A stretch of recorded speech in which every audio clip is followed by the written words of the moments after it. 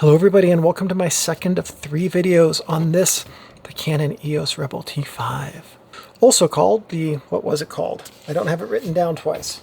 The 1200D and the Kiss X70. Let's get underway and let's just start talking about things. Because this is a digital camera, there is nothing we can do with this camera unless we have a fresh battery in it. So let's start off by changing the battery, which is right down here on the bottom. I'm just going to open up the battery compartment just like that. I'm going to push this little gray lever back, and that's going to eject. There's a spring in there. It's going to eject the battery just a little bit. I might be able to see that. I'm using a third-party battery. They work just fine. They're great. It uses an LPE10 battery right here. They're rechargeable. Pretty common, not very expensive by digital camera battery standards. How does this go in? I can never remember. Oh yes, there's only one way that it can go in because of the way that this is shaped. So I'm going to try putting it in the wrong way first, and as you can see, it's not going to go in. So if you can put the camera battery in, there's probably a good chance that it's in the right way. Nope, that is not the right way.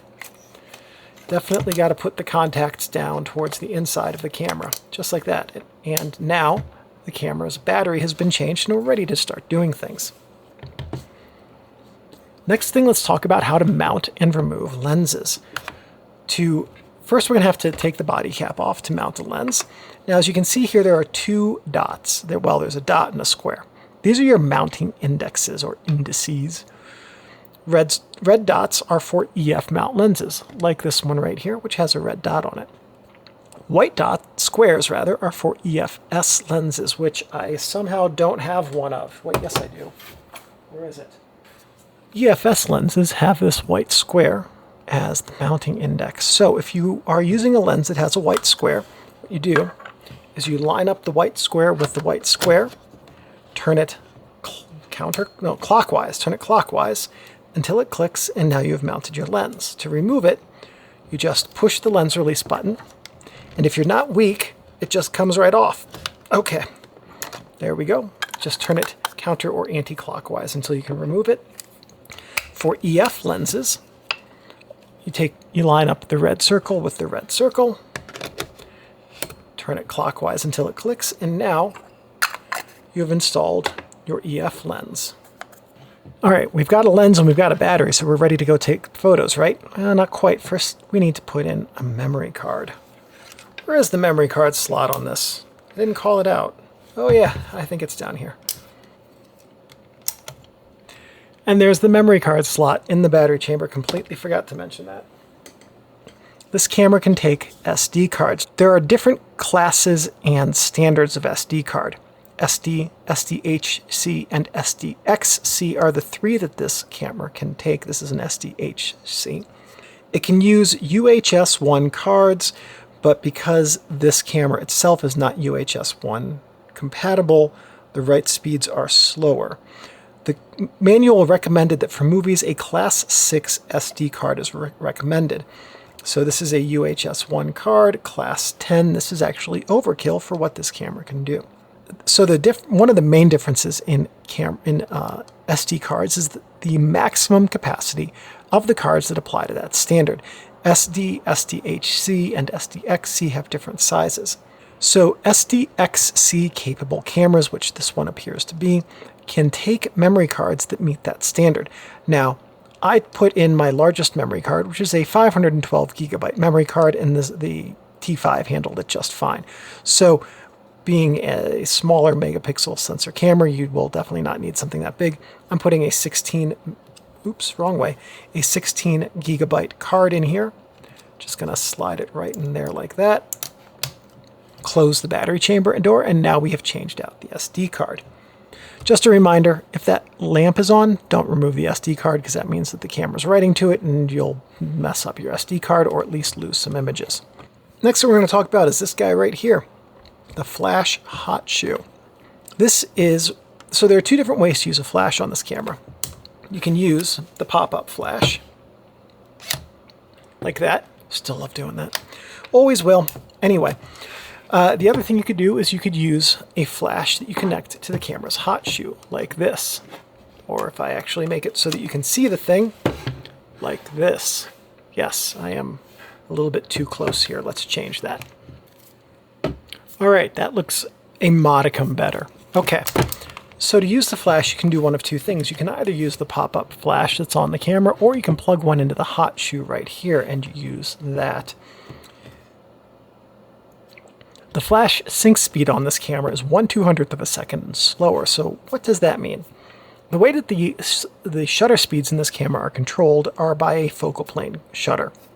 The focal plane shutter has two curtains. There's one here and there's one here. And when you take a picture, the first one drops and then the second one follows and then they reset like that. Okay, so if you have the camera set to 1/200th of a second, the first curtain drops, the entire sensor is exposed to light for ballpark a 200th of a second. And then the second curtain closes and then they reset like that. Okay, but this camera can definitely do like a 2,000th or a 4,000th of a second. Well, what happens then? The shutter speed is just how long the sensor is exposed to light. So when you're doing a very, very fast shutter speed, the first curtain drops, the second one comes in right behind it, just a little tiny sliver of opening, and then done. So if you fire your flash, when you just have that little sliver, you're just going to get a little tiny bit of your frame that's exposed, and then the rest of it won't be. So that's not going to work. Okay, but what if you're doing a shutter speed that's 2 seconds? Well, the first curtain's going to open, the entire sensor will be exposed to light for 2 seconds. And then the second curtain's going to close, and then they reset. So anything that is longer than 1/200th of a second, the flash will work. Anything that's shorter, it won't, because you won't get a fully exposed image. That's what's meant by the flash sync speed. Okay, so let's talk about some flash technique while we're here, and ways that you can make the most of your flash use. I'm going to show you the exact worst place to have the flash to take a photo with. Right on top of your camera, centered on the lens. So why is that? If you think about how we see people underneath overhead lighting, right? A light is always overhead for us. The sun, street lights, indoor lighting. If you think about when lighting is below people, you think about old film noir movies when the villains are being lit. So lighting affects our perception of the subjects that we see in photos and videos significantly. So what happens when the flash is here? The light leaves the flash, reaches your subject, bounces back to the lens, and your subject ends up looking very, very flat. It's not a flattering look at all for anyone. Not even like a wall, which is already flat. Can't get that much flatter. Still not flattering with the flash like this. Would you like to see the second worst place for a flash? Right there, just like that. That is the second worst place for a flash. Asterisk, if the flash is pointed forward. Okay, so what we want to do with the flash is replicate the way that we see light in a natural way. We want the light to come from above the subject. So this is definitely preferable to the pop-up flash, but not nearly as good as turning your flash upward and bouncing your light off of the ceiling. Or if you don't have a ceiling, a reflector, of course. So if you bounce your light off the ceiling like this, then you can have the light leave the flash, bounce off the ceiling, reach your subject, back to the lens. You end up getting lighting for your subject, which is much more natural looking. Okay, but I don't have a ceiling. There's no ceiling in this building. If you turn it sideways and bounce it off a wall like this, you'll have a pretty good copy of what natural lighting looks like as well, and that can give you really good results. So there are a couple of ways you can really maximize your flash use with this camera. You can get a flash that has an articulating head. They also make them, I don't have one right now, where the whole head, I don't have one here anyway, where the whole head can tilt like this. And so you can point it upwards and off to the side. And that's a really good way to control and sculpt your light to look natural. The other thing you can do is you could get an RF adapter for this. Dial in your flash settings. If you had an old manual flash, that would work just fine. If you have a modern one that can speak through the RF, that's fine. Whatever. There's a gajillion different ways to do flash in the most basic sense. If you have an RF adapter here that connects to an RF receiver here, you could use that to hold your flash up and over or something like that, and then use the autofocus on the camera to get focus and then take your picture, and you can do that very well. I've done that at things like parties and dance clubs and stuff like that when I'm doing shoots in those settings. Works very, very well, by the way. Okay, so that's some really basic flash technique. Next thing we're going to do is start talking about the control buttons.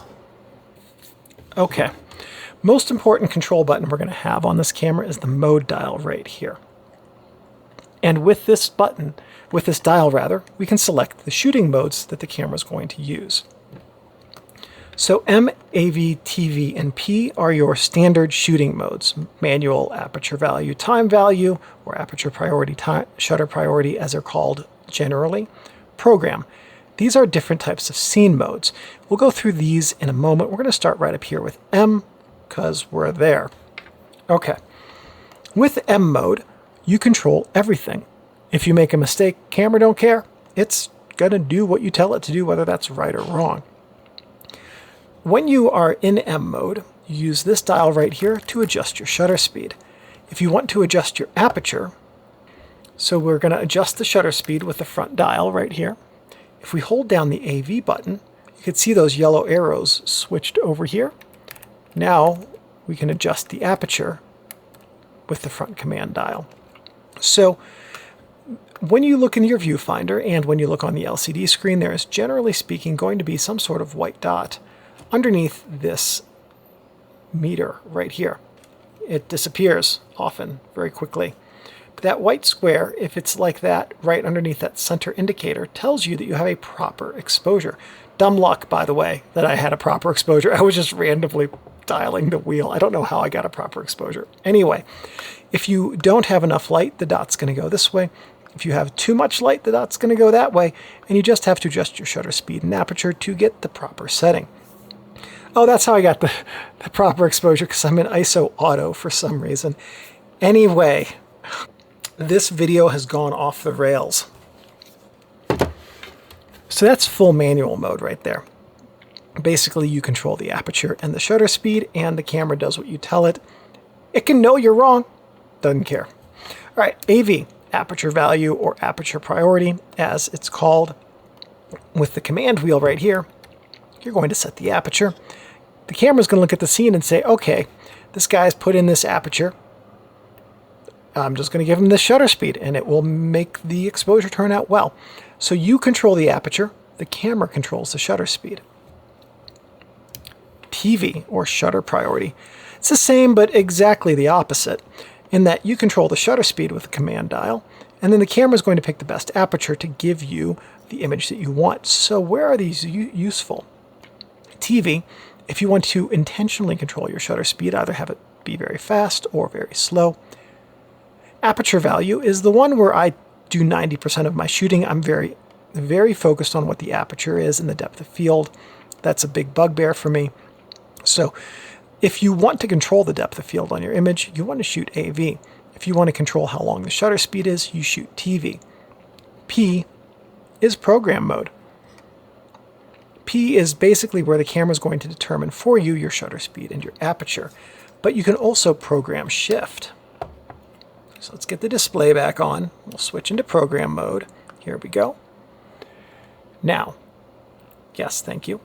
If I rotate the command wheel, nothing's going to happen. If I hold the asterisk, oh, come on. If I hold the asterisk, come on. If I hold the AV button and I rotate the command wheel, I've done way too many of these this week. I'm so tired. All right, if I rotate the command wheel, I can force over or underexpose the image when I hold down the AV button. Basically what that's going to do is adjust the shutter speed and aperture that the camera uses. It's going to shift them, program shift them, to allow you to do different shutter speed and aperture combinations in program mode.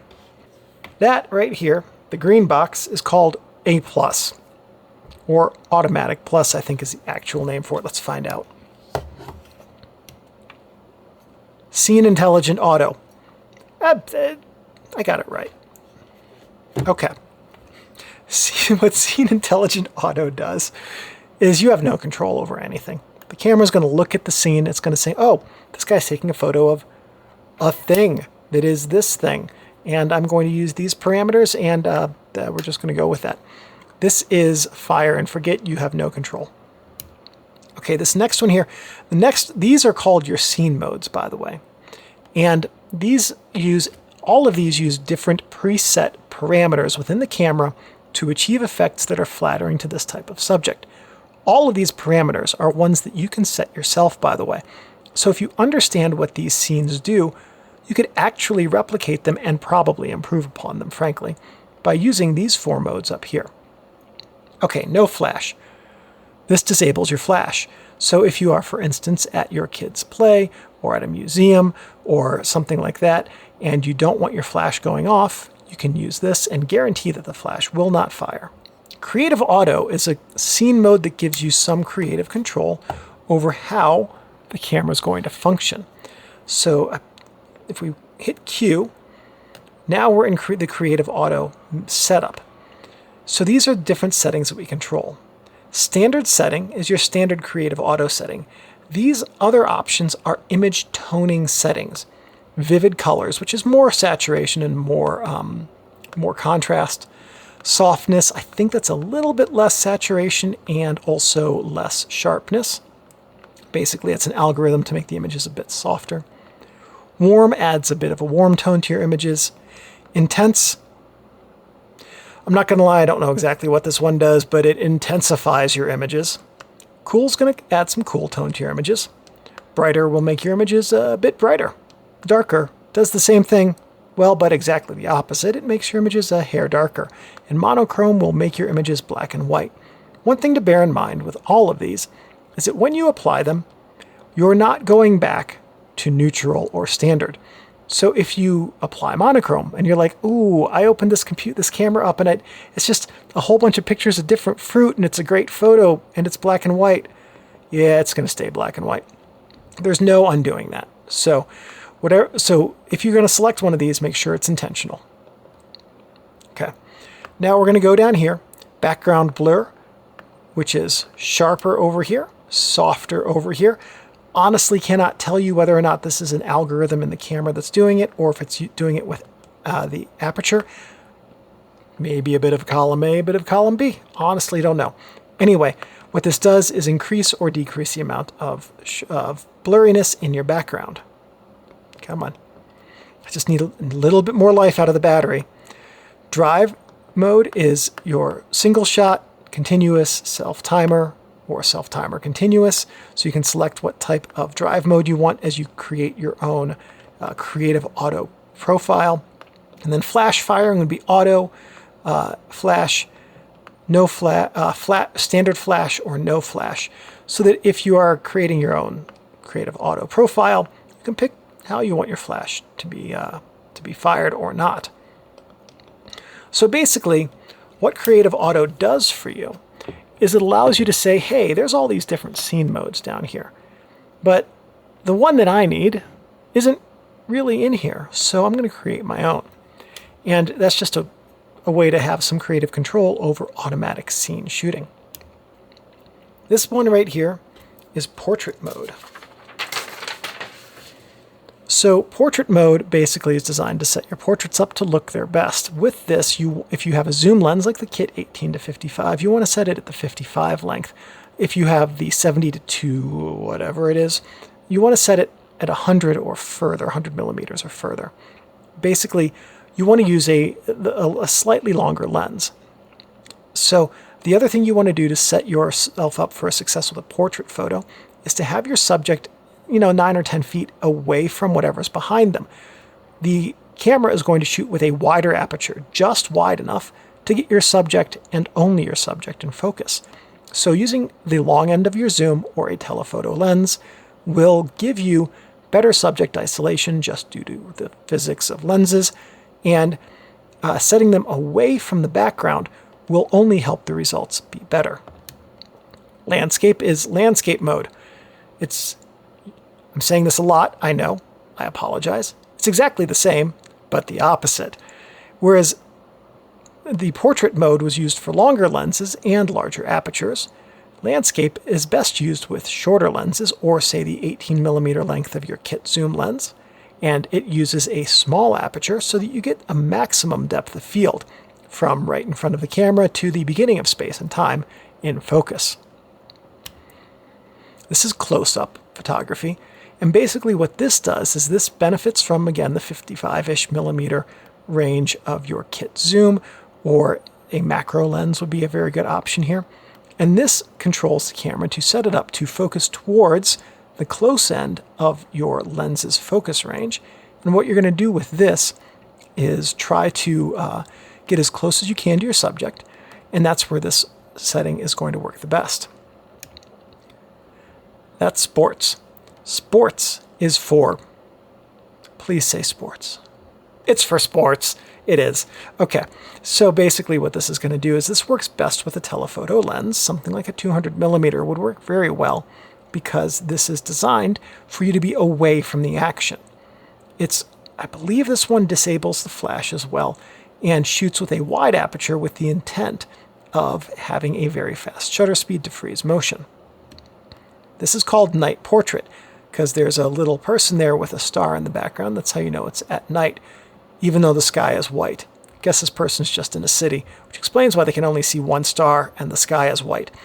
Anyway, what this does is this gives you a slightly longer exposure and a flash fire. So what you can do to make this successful is, let's say you have a cityscape in the background, okay?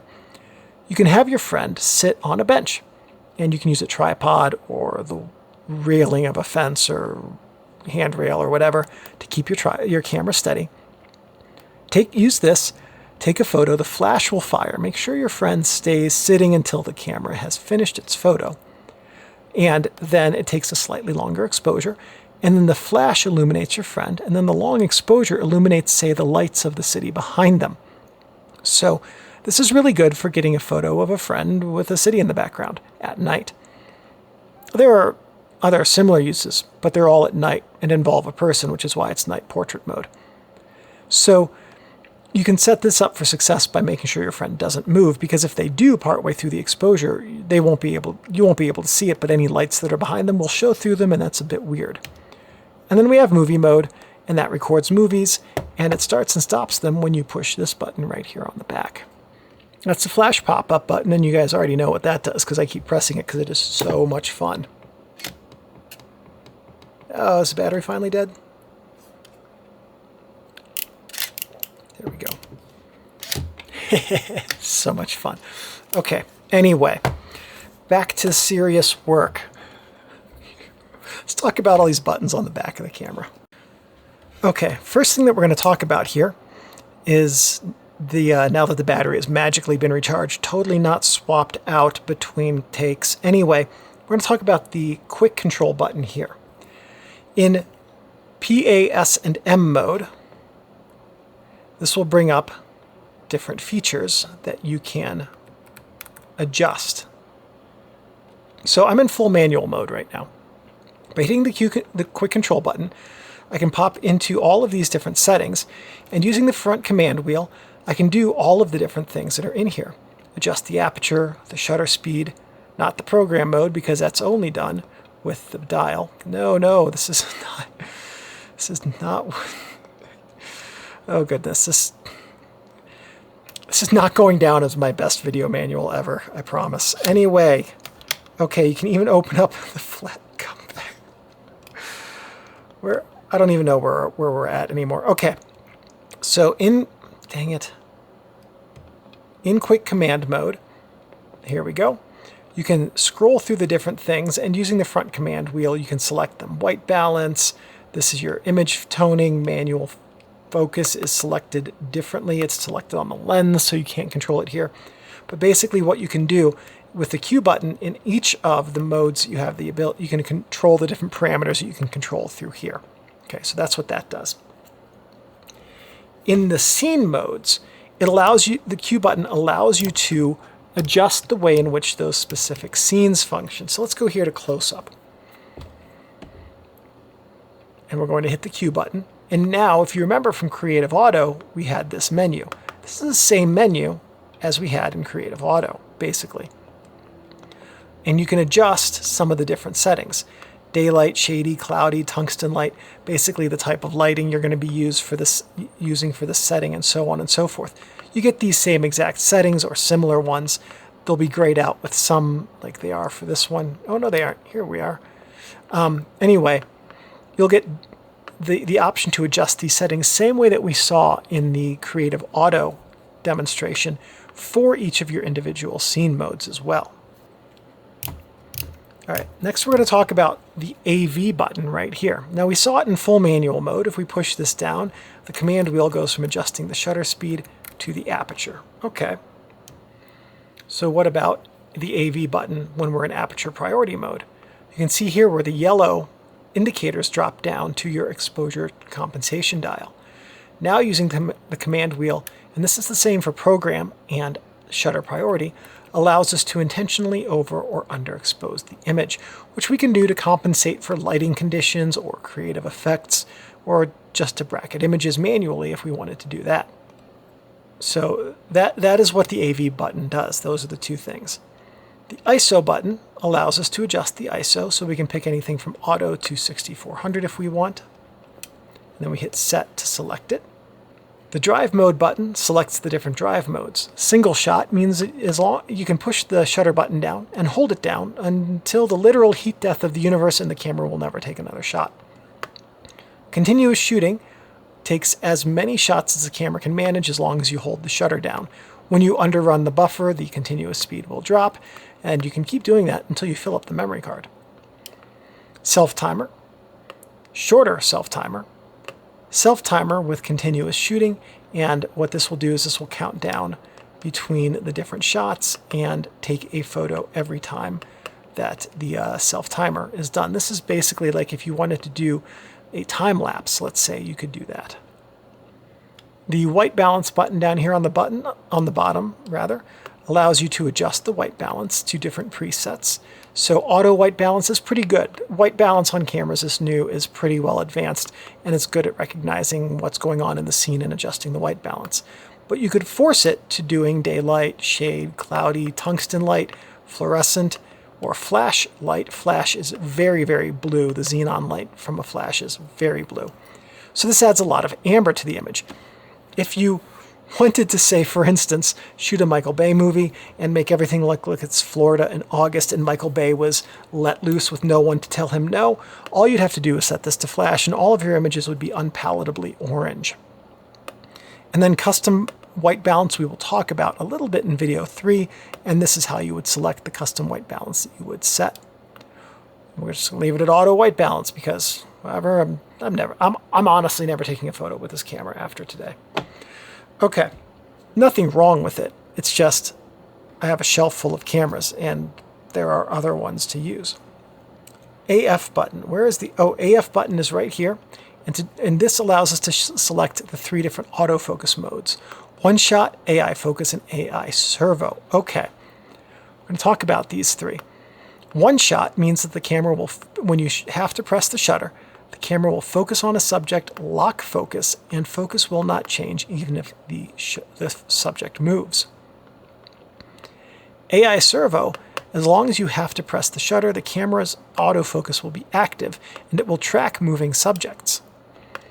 AI focus is right in the middle because it will pick the best of those 2 options for the scene as the camera perceives it. And that is why it's in the middle. It splits the difference, can choose between both of them. So if you're shooting something like portraits or still lifes or macros of subjects that don't move, one shot is a really good way to do it. If you're shooting kids or dogs running around in the park or sports, AI servo is a good option to select. If you just want to select an option and never have to worry about changing this feature again, just leave it in AI focus, and this is a new enough camera that can probably figure out fairly reliably what to do. The display button, it's kind of a one-trick pony. Turns the display off, turns the display on. That's its job, and thankfully, it's good at it. This button right here is your autofocus point selection button. I'm going to push that down, and that's going to bring up our autofocus point selection. Now I'm going to push left on the command wheel, and we can select a specific... Oh, come on. I was doing so well. we can select a specific autofocus point. Okay, how do I get it back to, there we go.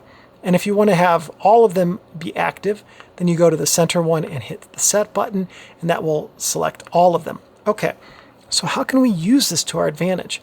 Let's say, for instance, that you're going to be shooting a bunch of center framed portraits where the person's face is going to be in the middle. Now you can set the autofocus point to that spot right there and just have your people always be framed the same way, and autofocus will force focus on that center autofocus point. Okay, but I'm not a portrait shooter, I'm a sports shooter. Well, what we could do is we could pick one of these 3 autofocus points. Okay, we're going to pick this one. Let's say that you're sitting at a basketball game, and the hoop is over on this side of the frame, right over in here, and you want to get a picture of your favorite basketball player slam dunking. Well, if you select this autofocus point and you put it on the basket, and then just keep that autofocus point on the basket. Oh, come on, seriously? Oh, the whole time that I didn't have to hold that down. There's no recovery for this video.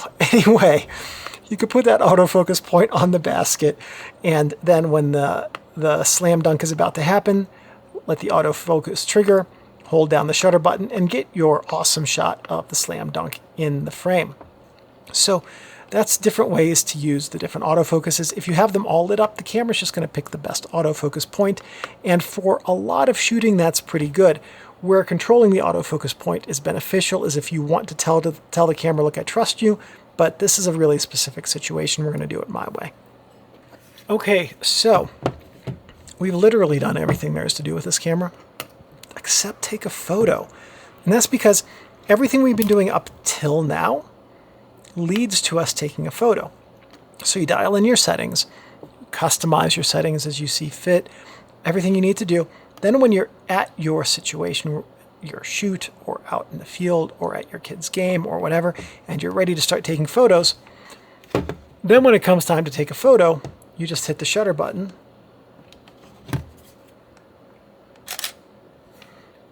and it takes a photo. Just like that. It's simple. The hardest part of this camera is getting the settings dialed in. Once you know what your settings are, once you have them dialed in, then the act of taking a photo is really quite easy. It's just a matter of understanding exactly what all of these different symbols and buttons do. And once you're there and you know how to control the camera, it's going to be a very good tool for taking photos with. And that's it for video 2 of 3. And if you check out video 3, we're going to go over every single thing that's in this button we did not talk about at all, the menu button. Every single thing in this menu, I'm going to explain what it is. I'll see you guys in video 3, and I'll show you exactly how to set up your camera to make it the exact camera you want it to be. Thank you everyone for watching. If this video was helpful and useful to you, please give me a thumbs up. That lets me know that I'm on the right track and that I'm producing and creating content which is helpful to you. If you have any questions, comments, or suggestions, please leave those in the comments section below. I'm pretty good about responding every couple of days and answering whatever questions you have to the best of my ability. If you'd like to subscribe to find out when I have more videos about how to use cameras, photographic techniques, or the best practices for the tools of the trade, by all means, please subscribe and check that notifications bell to be alerted when new content arrives. If you'd like to support the channel by joining with a membership, there are now membership options for this channel at different tiers that will give you different benefits if you would be interested in that. And one last thing, thank you everyone very much for watching, and I'll see you in the next videos. Won't we, Steinbeck? What's that look about?